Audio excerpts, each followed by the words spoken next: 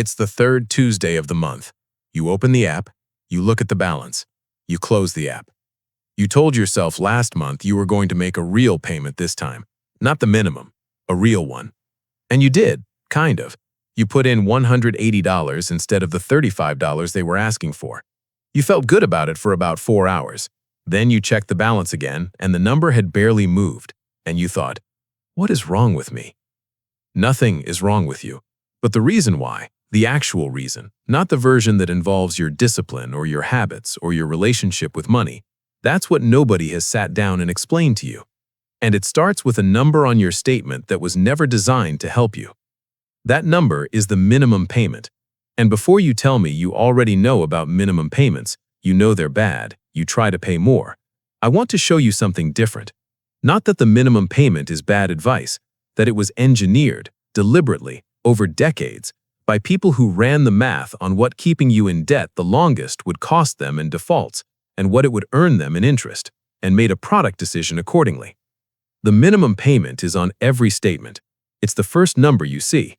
It's presented as the responsible floor, the amount a reasonable adult pays to stay current. It feels like a guardrail someone put there for your protection. It isn't a guardrail. It's a leash. And the people holding the other end have been reporting record profits every single year you've been trying to get out.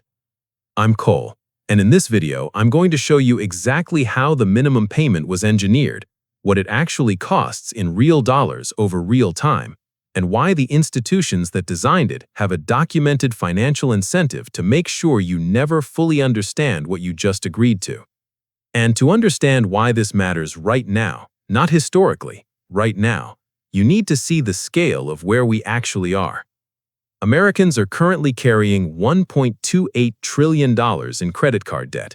That is a record, the highest number since the New York Fed started tracking in 1999. And it is not a pandemic anomaly. Since Q1 2021, that balance has risen by $507 billion, a 66% increase in less than 5 years. That is not a spending surge. That is not a generation of reckless consumers maxing out on vacations. That is 66% more debt accumulated during a period when wages were supposedly rising and the economy was supposedly recovering. Something doesn't add up. And the something is this.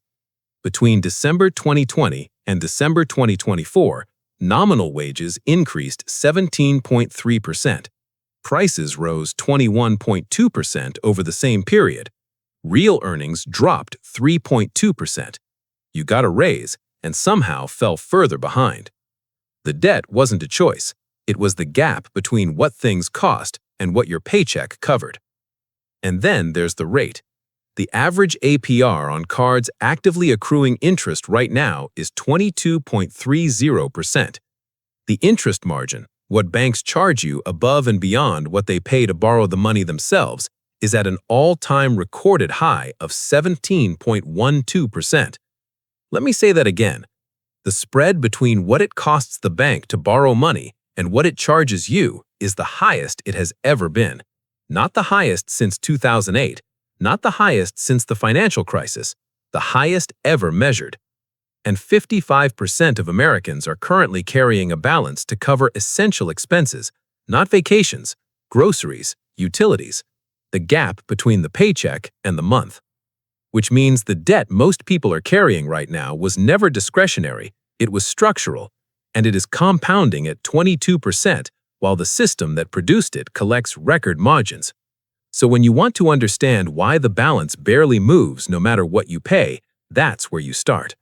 With $1.28 trillion, a 17-point margin, and a number on your statement that was put there by the people collecting the interest, which is what I want to show you now. Say you have $6,500 on a card at 22.30% APR. Completely average balance, completely average rate. The minimum payment is going to be somewhere around $130 a month. That's it, $130. Seems manageable, seems almost reasonable. Month 1, you pay $130. Of that $130, roughly $121 goes to interest. $9 comes off your principal. $9. Your $6,500 balance is now $6,491. You paid $130 and moved the needle $9. Month 2, same thing. The interest recalculates on the slightly lower balance. Maybe $10 comes off the principal this time. This is not a repayment plan. This is a subscription service where the product is your own debt. If you make only minimum payments on that $6,500 at 22.30% APR, it takes over 12 years to pay off. And by the time you do, you will have paid approximately $12,200 in interest on a $6,500 balance, over $18,700 total for $6,500 worth of groceries and car repairs and the gap between March's paycheck and March's bills. And before you say nobody only pays the minimum, the research says otherwise. A study covering 1/4 of the entire U.S. credit card market found that 29% of accounts regularly make payments at or near the minimum, not occasionally, regularly. And between 9 and 20% of accounts respond to minimum payment changes in ways that cannot be explained by not having money, meaning they paid the minimum not because it was all they could afford, because it was the number on the statement. Here's what makes that finding important. When researchers hid the minimum payment, made it less prominent on the statement, people increased their monthly payments by 70%. The minimum payment is not just a floor, it is an anchor. It pulls your payment down toward it, whether you have more money or not. And here's the history nobody teaches you.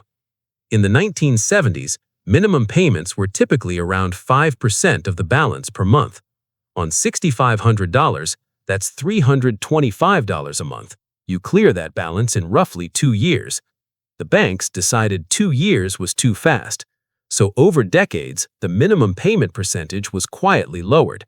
No announcement, no consumer campaign, just a slow adjustment that extended the debt and extended the profit, and produced the 12-year runway you are now standing on.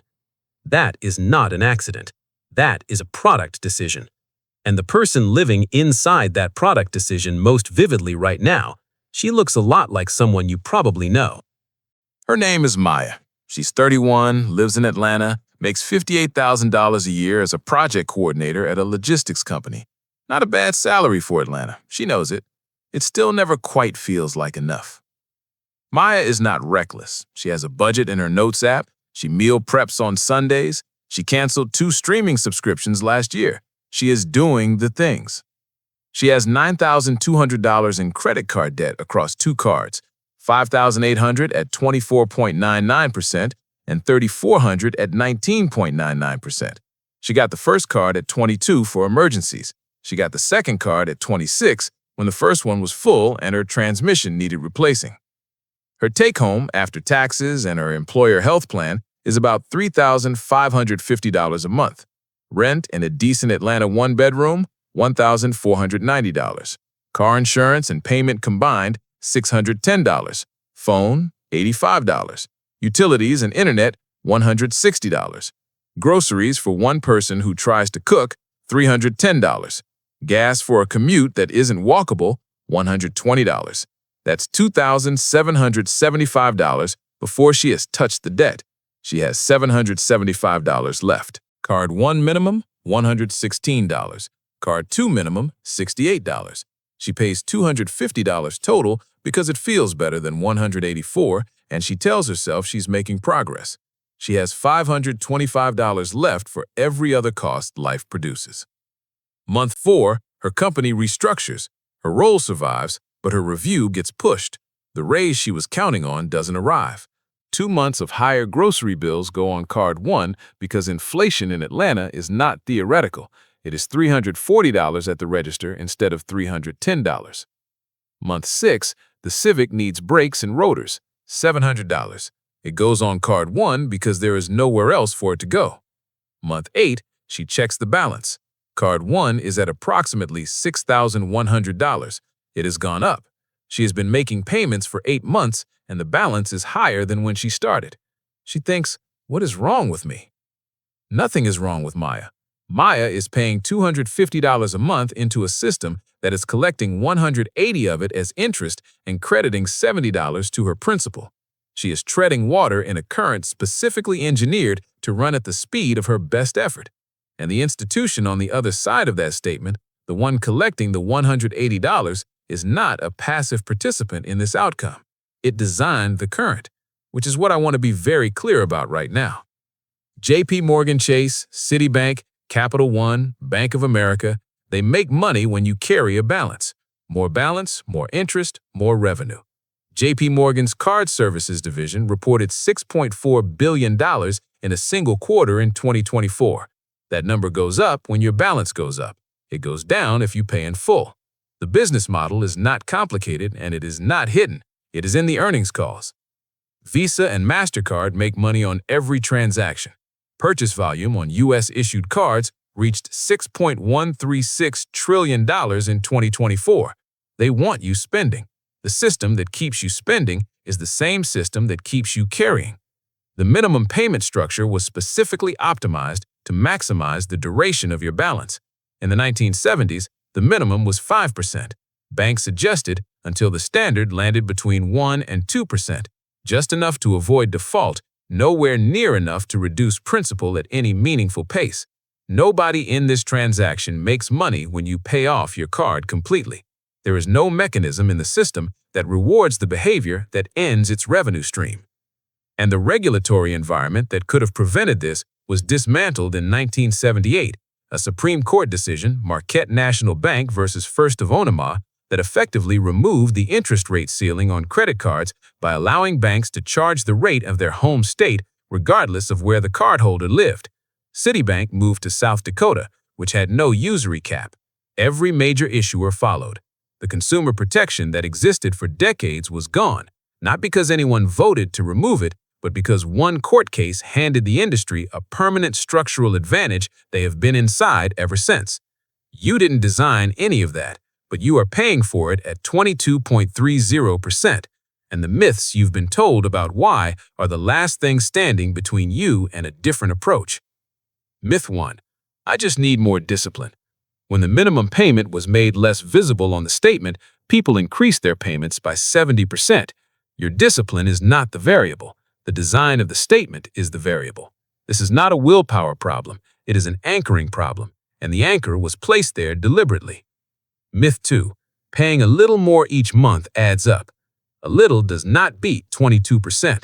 On $6,500 at 22.30%, the difference between $130 a month and $200 a month is not proportional.